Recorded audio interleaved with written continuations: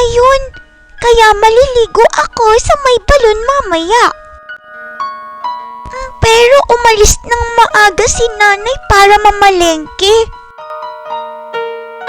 Day, Ria, mangunguha kami ng tahong. Sama ka? Pinayagan naman ako ni nanay na sumama sa kanila minsan. Baka sakaling payagan din ako ni tatay pag nagpaalam ako sa kanya. At tay, sama po ako kay Lain si Maming. Mangunguha ng tahong sa tutulan. Ikaw, bahala ka. Hala, pumayag si tatay. Magbabaon po ako ng kanin, tay. Oh, ikaw bahala. Ang daming tahong. Ay, oo, hunas kasi ngayon.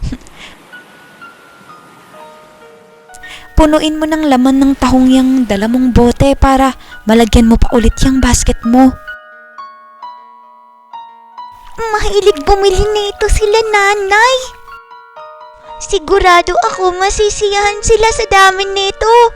Makakatulong din ako sa pang-ulam. Hapon na! Akin na nga yung mga dala mo! Nay, nagpaalam po ako kay tatay.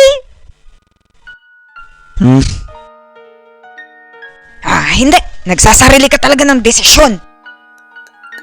Pasaway ka talaga, ha? Bakit niyo tinapon?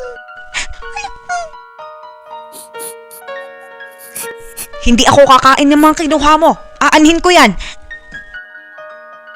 Sana kahit ipinamigay na lang nila sa kapit